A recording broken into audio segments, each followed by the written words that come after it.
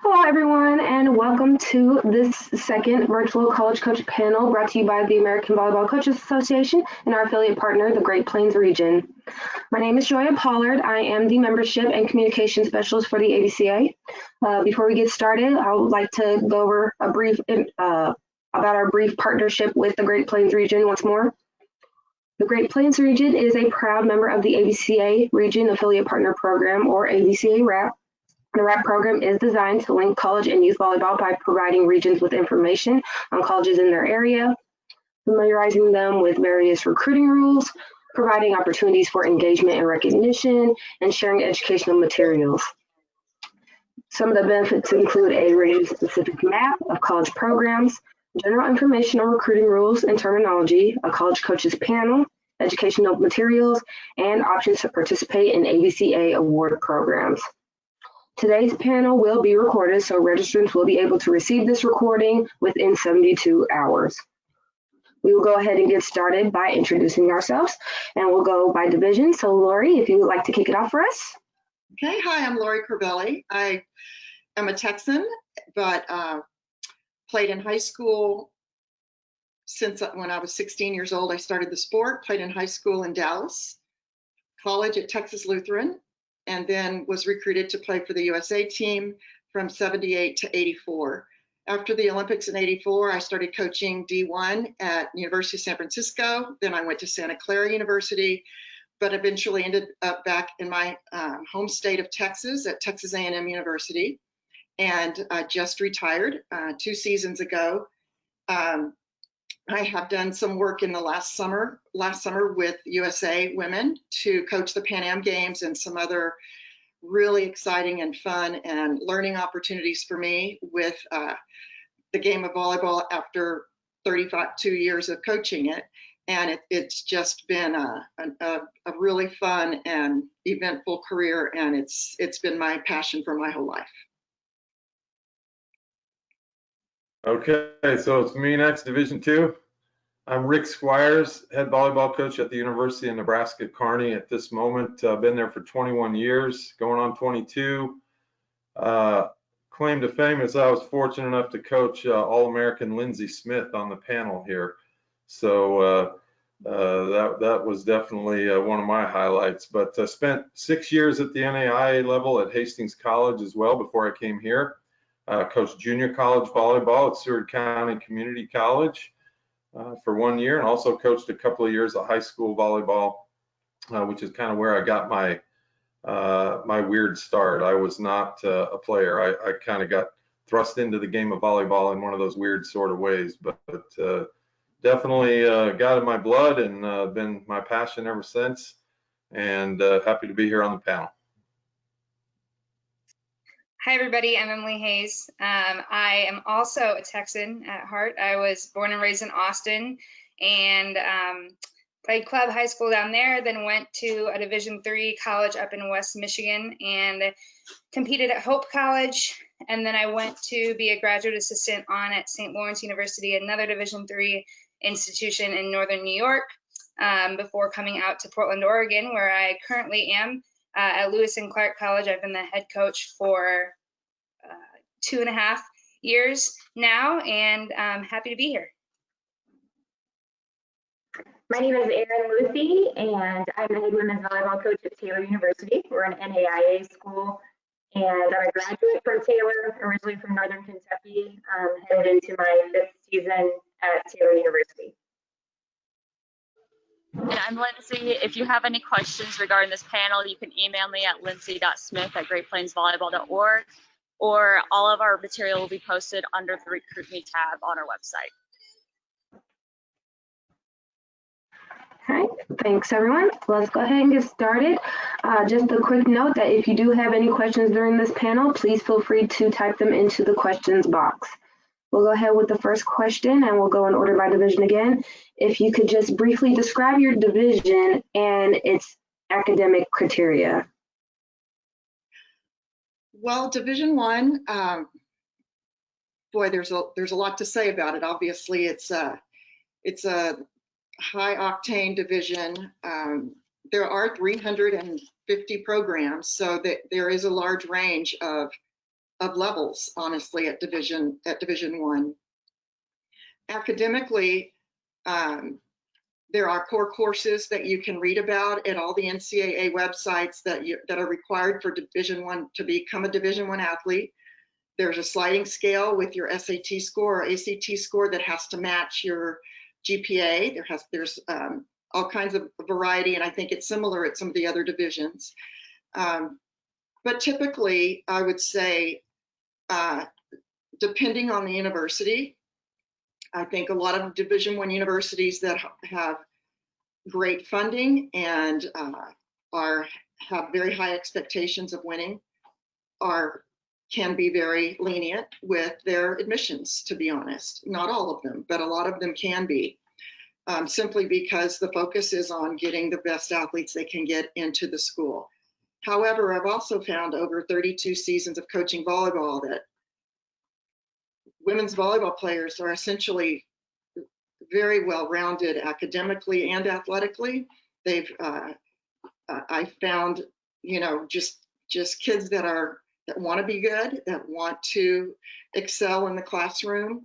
And honestly, I think you would find most coaches you speak with are happy to have kids that can take care of their business in the classroom, simply because they're responsible. They tend to be a lot more attentive in the gym as a student of volleyball.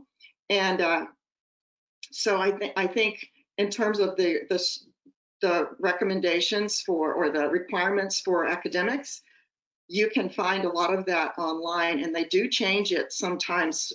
Every 2 or 3 years, they may have a new rule out about what you have to have on your GPA or different test scores. But I think generally, women's volleyball players, from my experience, have been a joy to work with in the classroom.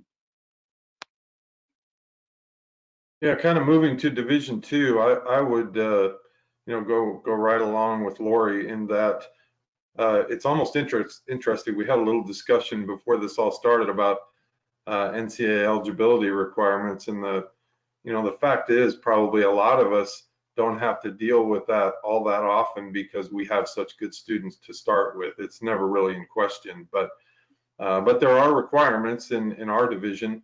Division II, I always describe as, it's very similar to Division I. Most of our requirements are the same. We have 16 core courses that you have to have, I think it's a 2.2 GPA in, and again, those are accessible in the NCAA materials. And then the better your GPA, the lower your test score can be. So it's kind of a sliding scale to become eligible in Division II as well. So,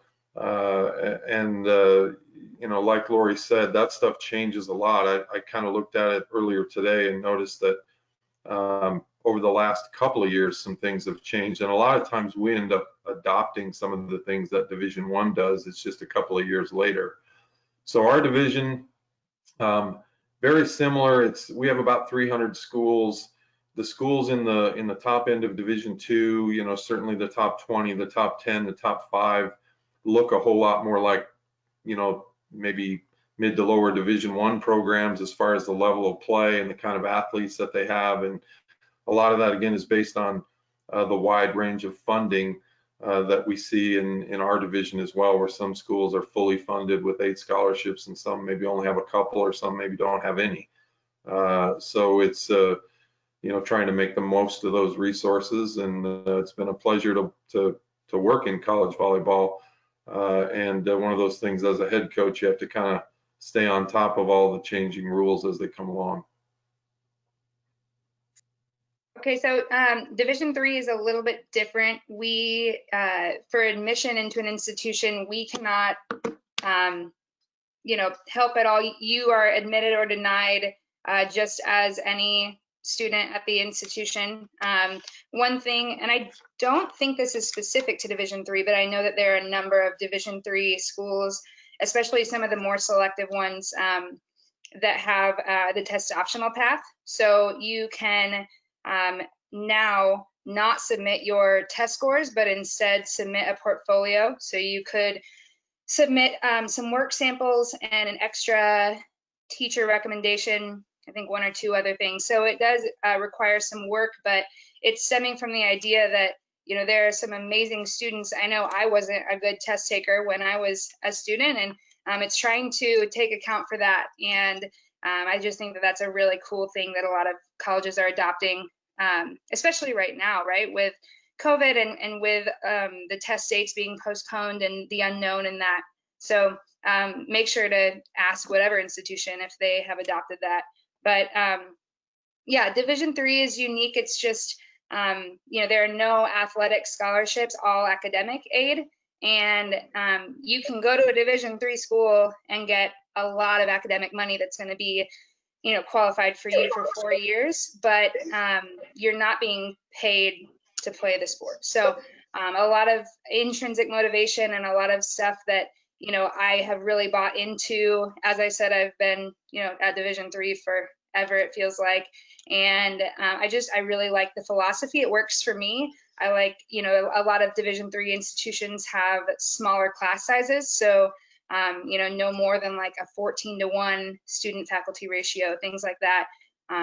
But, you know, we'll go into this a lot more, that it's going to be all about fit for you guys. And, you know, if you like being in a big class and, you know, being able to get by doing homework and not being called on every single time you're in class, know that about yourself, and don't go and pick the school that has 10 students in a class.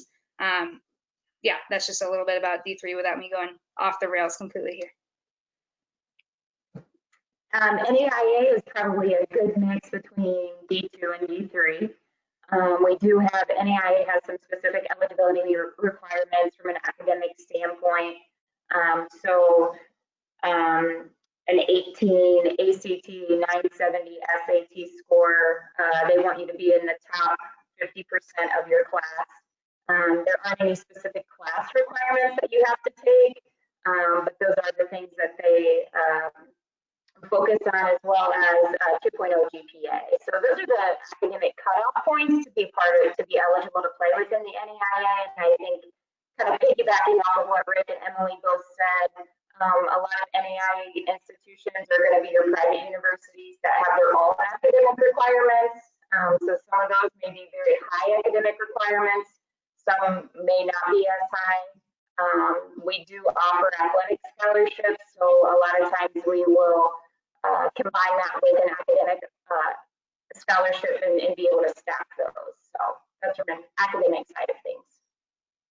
Joy, can I add one more thing on the academic side? I don't think this is specific to D3, but it's something that we talk about a lot when we are recruiting student athletes, and it is that admissions offices look a lot at how much you're challenging yourself in your classes. And so, you know, they really look at it, the advanced courses that you're taking, or if you're taking a math class your senior year, even if you don't have to be taking that math class, things like that. And so, you know, just considering that it's more than just your grades, right? And that's a good thing, that admissions offices are looking at you holistically as a student, not just, you know, by those numbers on the transcript.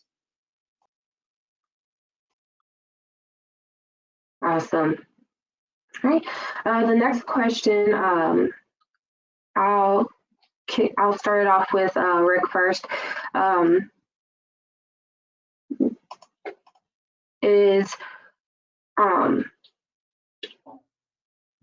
What are your thoughts on some of these recruiting services? How necessary do you feel they are?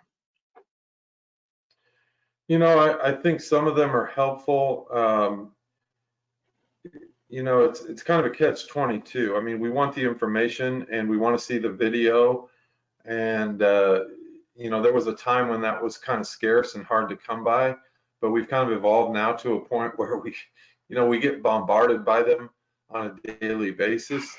So I typically find a few that I trust that are more directed toward the coaches. I know some of the recruiting services, you know, they work directly with the players and the clubs. And, you know, I think, again, that's all about fit and trying to find somebody that really understands what your level is, what you're looking for in a university. doesn't necessarily promise you the world beyond what you're capable of doing. And, using a service that gives you a chance to kind of find the fit you're looking for. So they're all helpful in some way, but now we're at a point where there's, quite a few of them, and I think you have to kind of pick and choose, as a student athlete, what's going to be helpful to you. I see a lot of student athletes who might spend $1,000 or $1,500 or whatever it is dollars to pay for a recruiting service, and they all work really hard to try to find that person an opportunity. But sometimes they end up going to a school, 15 minutes away anyway. So if that's kind of your goal, I think you want to be selective about what you're looking for. But there's no question we utilize them in some way or another.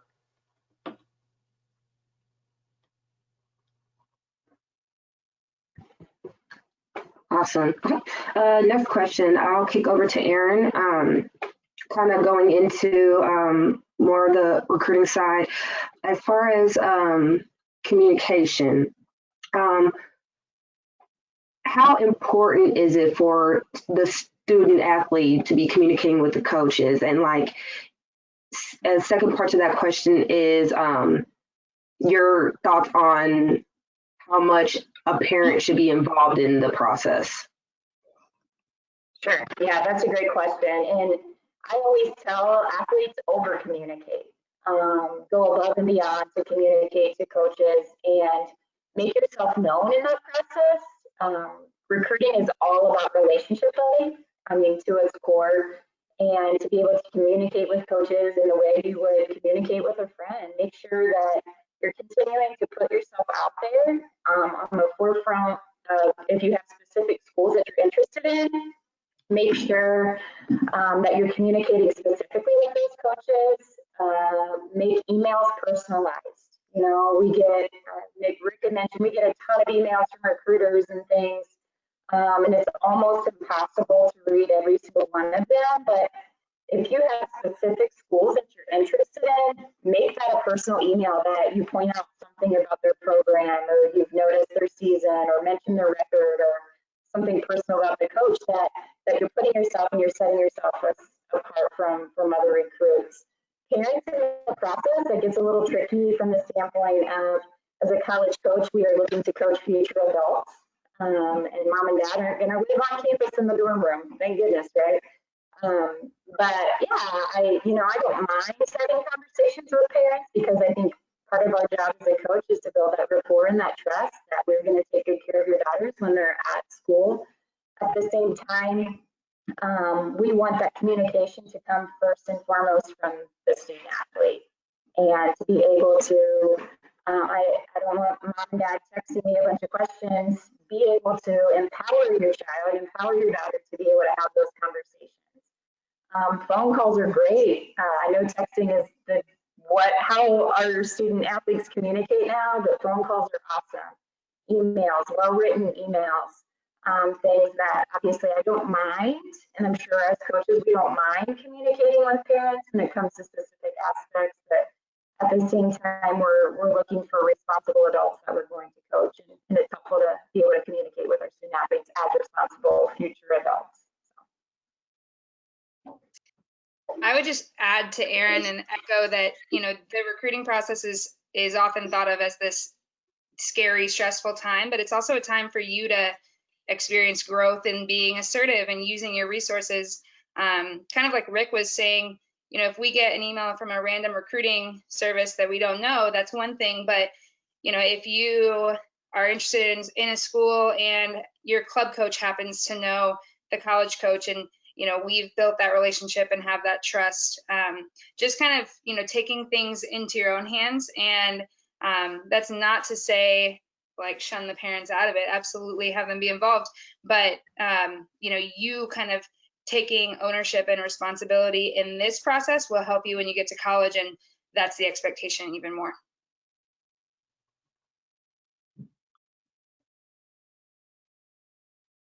Awesome. So next question, as it's still relative right now, I'll start it off with Emily. How has COVID affected your recruiting process? I think that hearing that question now, as opposed to when this all started, our mindsets have all probably shifted a little bit. We've all, grown and struggled through this process. But what I want you guys to know as student athletes is that we're in this with you, right? And so obviously, as well as we do how it has affected.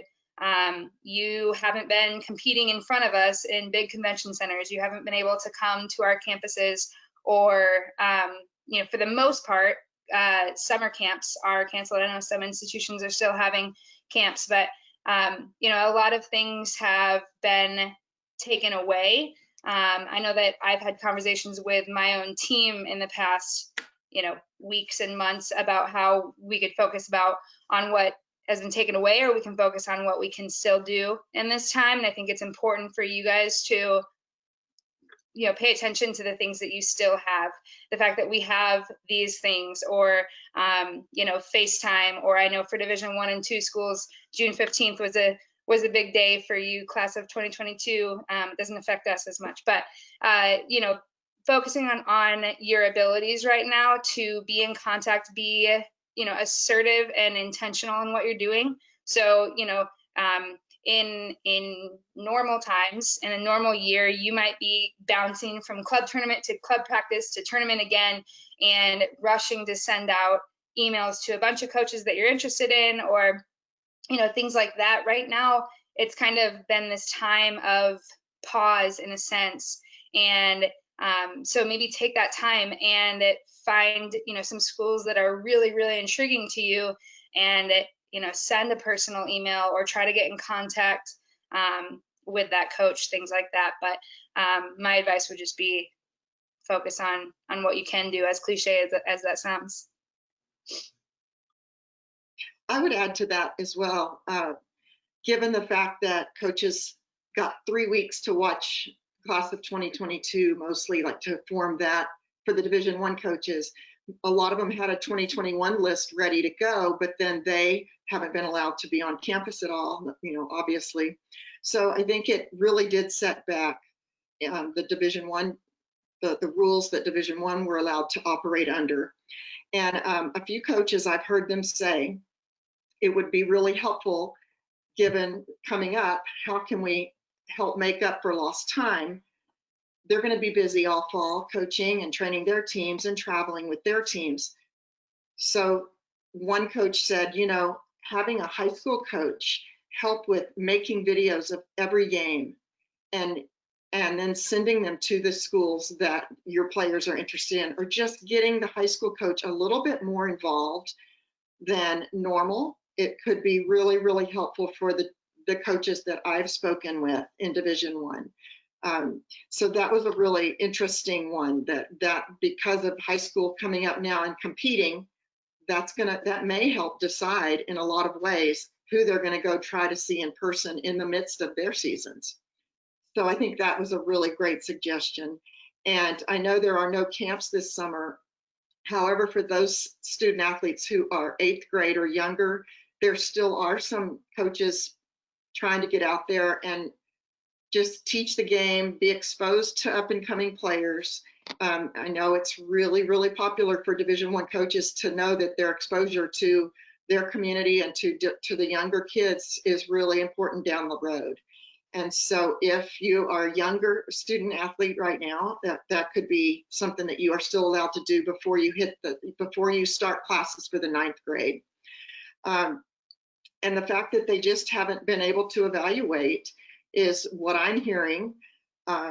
They've had to wait now to make decisions, because they were going to make some decisions on the 2021 class and start their 2022 listing. And so that's all been put on hold a little bit, or been delayed by all those months. So just know that it's been stressful for the coaches as well. But there is a way to mend it. Just like Emily was talking about, find things that you can do. And video is going to seem to become really, really even more important now.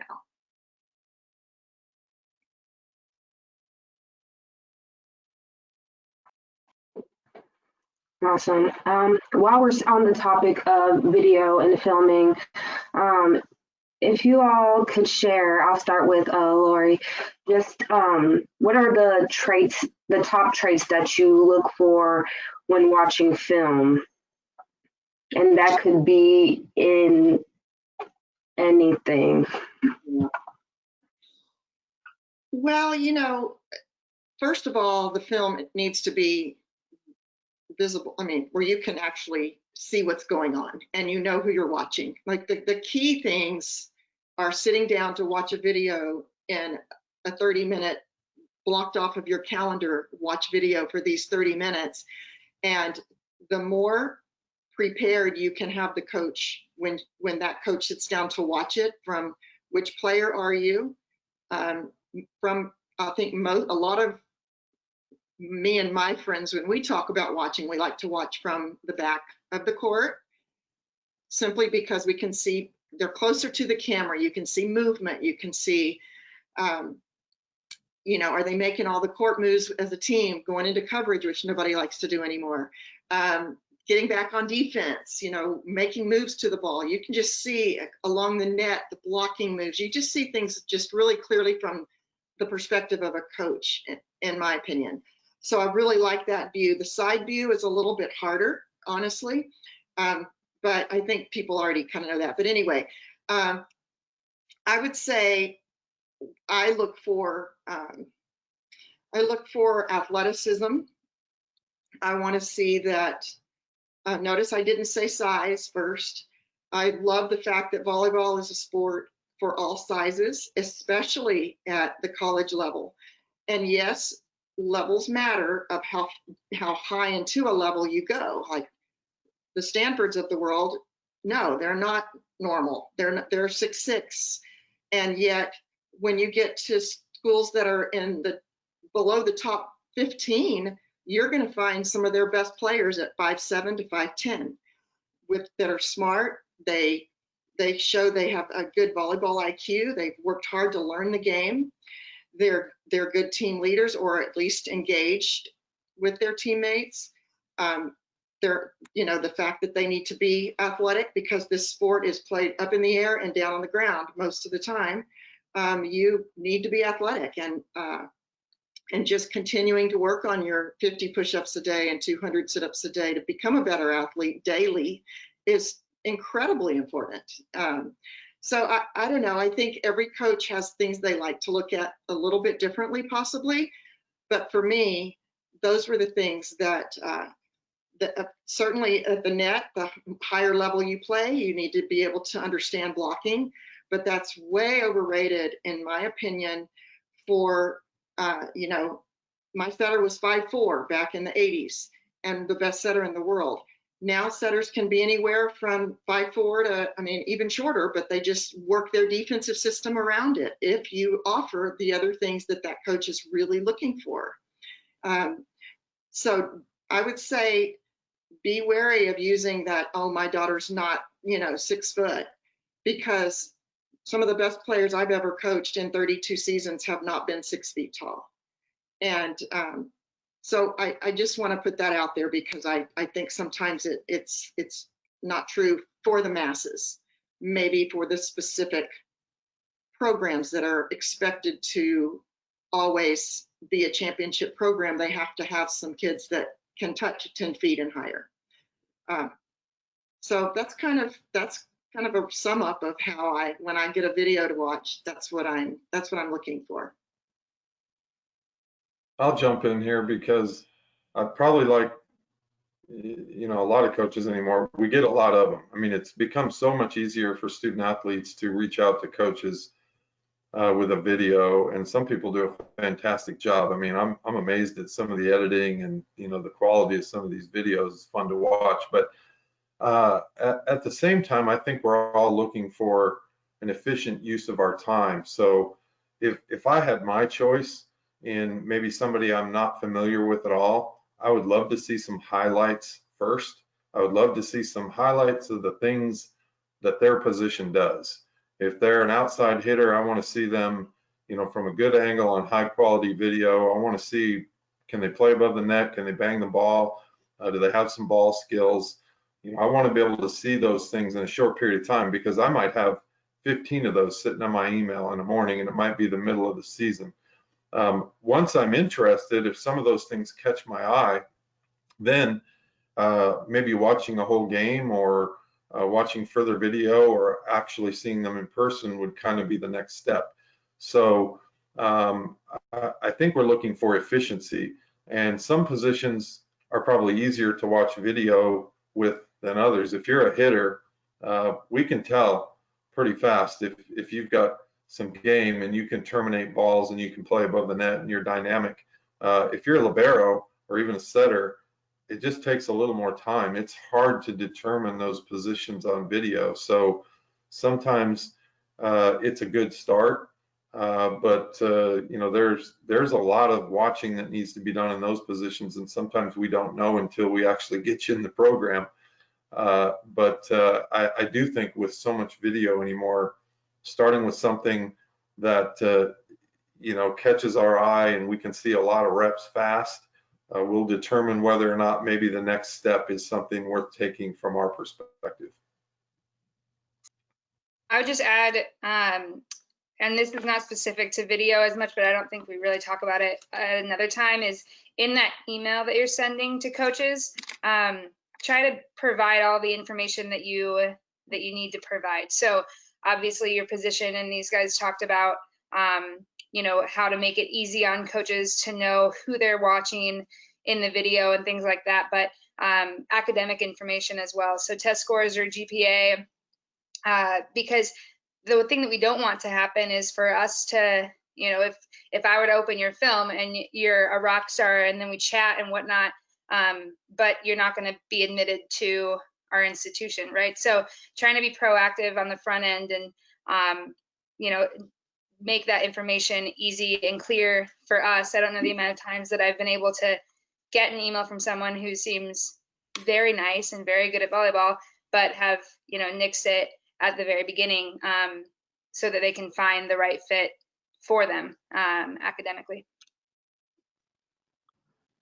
I think the only other thing that I would add is capture us right away. You know, make those first few clips awesome, and capture us, and then we're willing to watch some of the rest. But when you just kind of throw some highlights up and the first few aren't great, we may not be inclined to watch the rest and kind of go on through. So man, if you're a middle hitter, put the ball on the 10-foot line or whatever, to spur interest from the beginning, and then we're prone to watch more. No tips. Okay. Next question, I'll kick it over to Emily. What are your thoughts on those student athletes who are involved in more than one activity?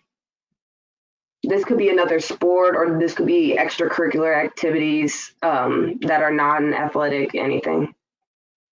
Yeah, great question. I mean, we love it. Like, we don't want you guys to be volleyball robots. We want you to, you know, be well-rounded, and that only helps and complements, right? I think more of the question is, and you might be alluding to this, Joya, is at the college level. I mean, I don't know, to make clear to you guys, at the high school level, we want you being involved with more than one thing. I know I speak from experience. I was a kind of volleyball robot. I played high school and club, and when I wasn't, you know, in practices, I was doing something else volleyball related, and just kind of put on my blinders to only volleyball in school. And I mean, I don't know, I turned out fine, but it could be really, you know, awesome. And I know that I've really enjoyed coaching student athletes who have been involved in other things. It only builds up your leadership capability, your time management skills, being a part of different like teams, whether they're clubs or organizations or whatnot, is awesome and super helpful to you. So yeah, that's great. And then when you get to the college level, I think that institution by institution, I was going to say division, but you know, even Division III is very widespread in its competitiveness level and commitment level, I guess, that it requires from student athletes. So you know, we do encourage multi-sport athletes, but we're very upfront that it can be difficult to be a multi-sport athlete in college. It just takes up a lot of time, and you have to be ready for that. But we definitely want you to come to the institution and you know, take advantage of everything that it has to offer.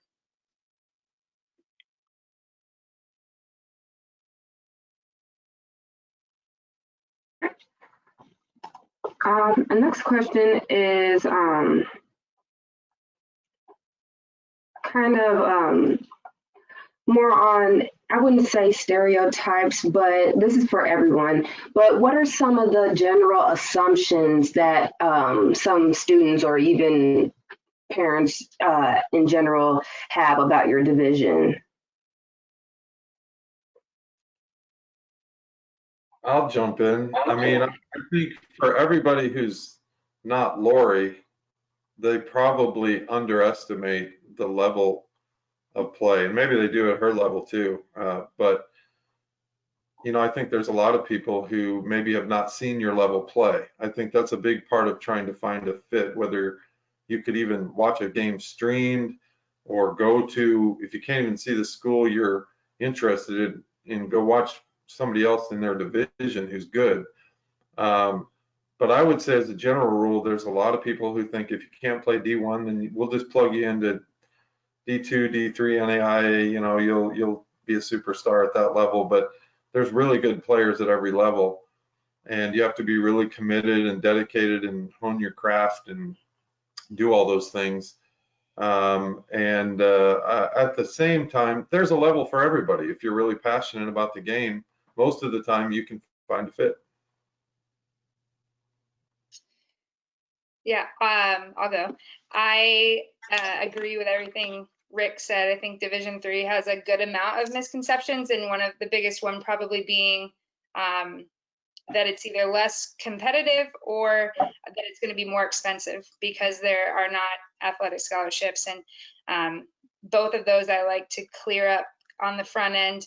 I mean, there are Division III institutions, again, going to the fact that there's a fit for everybody and there's such a wide kind of variety of level, but there are Division III institutions that will beat Division I institutions, you know, and that's at the very top end. There are also ones that, you know, wouldn't be found in the same gym with them. But, you know, and then the aid component is also a big one, and just making sure, you know, that if you're doing the work to see if you're a good fit, and if you are a good fit academically, there's a good chance that you're going to get a solid amount of merit aid. You know, some schools are need blind or need aware, and you know, just kind of making sure that you're utilizing your resources there to see if it's affordable. Because again, that academic scholarship that you would receive lasts all 4 years for you, and you know, you can often get a significant amount of money that way. But yeah, I mean, I think that those are probably the two things for D3. I would probably echo that with NAIA. A lot of people don't even know what we are. But it's definitely, and I think I mentioned this earlier, probably a hybrid between Division II and Division III. You're going to find higher academic institutions, a lot of private schools. We are unique from Division III in the fact that we do offer athletic scholarships. So I think just to piggyback off of what they said, there's a lot of really good volleyball at all levels, and it's just fun to see the competitive level, no matter what school you're looking at, and you know that can range. But just to be able to find that fit and what you're looking for from a holistic college standpoint, what is it that you're looking for, and yeah, and to be able to kind of go from there. So I think the misconception is, oh, NAIA, that's bad volleyball. Well, that's not true. It's actually really good volleyball, competitive volleyball. Similar to obviously all of us here, but yeah, it's definitely looking into what is the best fit. And I would just jump in and say maybe one of the biggest misconceptions about Division I is that you won't be able to make a Division I team, because I can tell you, I've carried teams of 17, 18, 19. Only 12 can get money at any amount. Only 12 can be on volleyball scholarship. The others are incredibly valuable for so many reasons. In fact, a lot of coaches will take some kids that they've really liked but weren't sure they would play right away and redshirted them and trained them, and they became someone who could earn money later in their career. So to me, I think the general message is the difference in levels. Of course, we all see the Final Four. We all see some TV games with the Power 5 conferences from the Big Ten and the Pac-12 and the SEC and all, but there's so much volleyball out there that is really, really good and great volleyball with some great coaches. And so much of it is taking the time to find the fit, what you really, really think will make you a happy camper, because it's not fun to go and then leave all the, bounce around when it comes to college. Maybe club, but not college. It's not fun. I mean, it's doable, but work hard at the beginning to find your dream. And then if that's not going to happen, you adjust it and you make it work for what the things that are really what you really value. And that's where the parents can be really helpful, but also your list of what you love about things and what you really didn't like about certain things must say a lot about what your gut feeling is when you leave a campus or when you talk to a coach. And I think it's really, really helpful in that regard to, if you can, meet the team, meet the players, some of the players on the team, if not all, because often the players are the kind of people that are drawn to that program from a personality and a value standpoint, and yeah, they'll all be a little different, but you can kind of sense a lot of different things. If you can spend time with current players that are already in the program, you can learn a lot.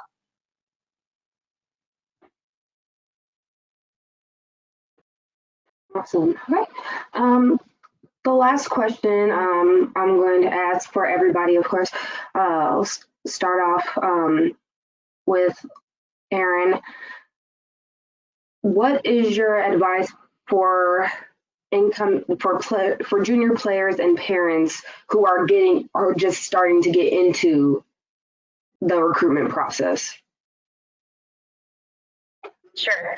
I would say, it's a lot of people will come and say, oh my gosh, I'm so far behind. And that's not true. You can start the process at different times, but your junior year obviously is the most important from the standpoint of exposure, playing, connecting with coaches. And I would say the biggest thing right now, in the midst of that, is to make yourself known. And so that kind of going back to that communication aspect of connect with coaches. If you can get on campus for a camp at this point during the summer, which are few and far between, but if you even virtual visits, that's a huge thing right now among our campus is virtual visits. So getting an idea, kind of putting together a list of schools that you're interested in and that you want to connect with from a coaching standpoint, just building those relationships. We've all kind of mentioned it. Don't sell yourself short on what programs that you would be available to. Maybe even draw yourself a radius of how far you want to go from home. Start putting that priority list together of what schools that you're looking at, and then be able to go from there. Not just going into it blindly, but try to be as upfront in the planning process and creating a priority list, communicating very openly, connecting at that point. So as you're going into your junior high school season, you have some of those connections. Fall isn't the greatest time for coaches to actually come to your games and matches because we're obviously in season 2.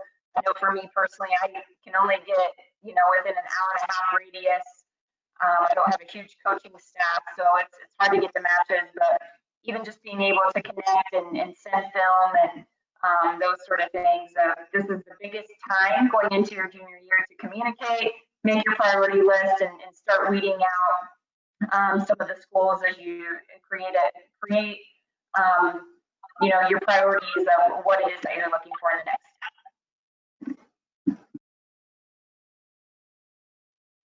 Well, I'll jump in as somebody who's kind of been on both sides. One thing that really helped me is we actually have 6 kids of our own, and 5 of them have gone through this process in one sport or another. So I've been on the other side a few times. And I think what we tried to do, and some of the things I've learned along the way, are to first start really asking yourself what you want.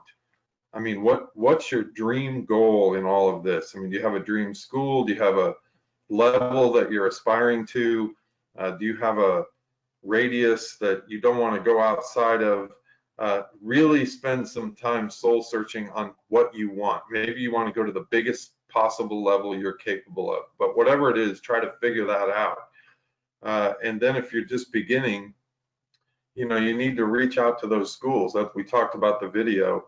I watch every video I get. I can't ever remember getting a video link and not watching it. So whatever your list is, start with a big one and send your information, express your interest, do your homework, send them a link, and then it kind of whittles itself down from there. Find out who's interested in you, because that's a big part of it as well. And once you find out who's interested in you, that you're also interested in, now you've got kind of a smaller group that you can really dig into.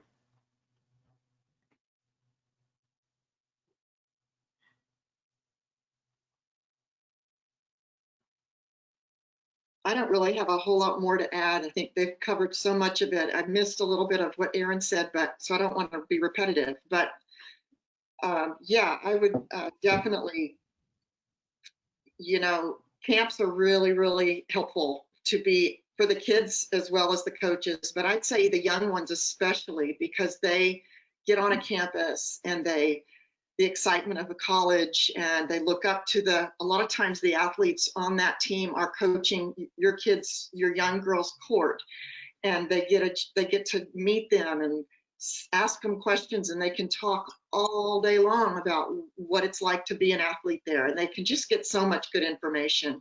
Even if it's just an overnight, one night, or if it's just a day camp, they're still exposed to a lot of things that they will get a good feel for. And I think another really beneficial thing is to take them to games when you can. Take them to any local volleyball where young women, either their age or a little bit older, or college, whatever you can find, and just let them watch. They'll observe things that you can't even put your finger on, from the game to the interaction with the coach, to the coach's antics, to all kinds of things that can be just really, really educational and helpful for, oh, I do want that, or no, I don't want that at all. And it's also supporting the game and getting out there and being a fan of the sport and getting to know the sport as a parent can be really fun if you don't overdo it, and also can be really just really exciting as you watch your daughter, you know, grow in the sport. But I would say those two, for especially just getting into it, would be really helpful.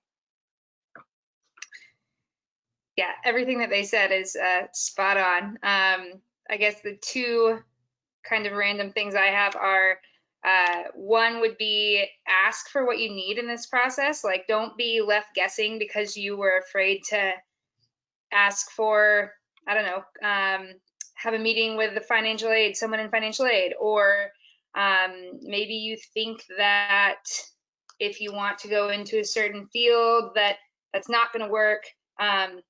Ask, right? Like, just don't assume one way or another. So at the end of the day, it's all of our goals as coaches to help you guys find the right fit. Like, we're not just trying to like look for the best volleyball players that we can find. We're trying to find people who are going to be a good fit in our program, at our institution, as a whole. And so, yeah, use those resources that way. And then also, we've been talking a ton about our programs and level of play and things like that, but I would just say at the end of the day, make sure that you're choosing the school for the school, and that you value the institution for what it offers.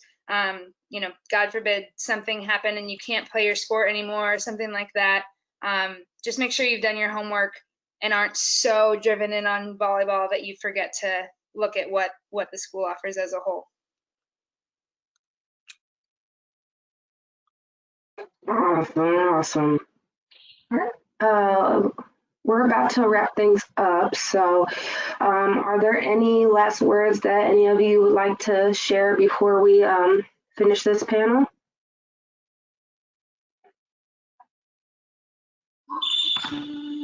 I'll just say thank you. Oh, sorry, you go ahead. You're good. I was just going to say stay determined. This was a lot of information in this hour, and you guys get hounded with like do's and don'ts all the time.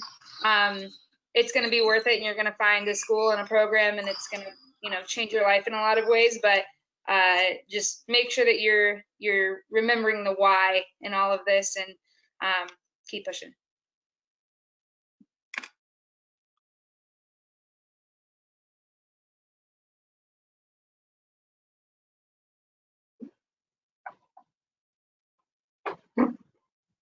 Lindsay, do you have any last words? I just like to say thank you to the AVCA and our panel coaches for taking the time out of their night to speak to our Great Plains athletes.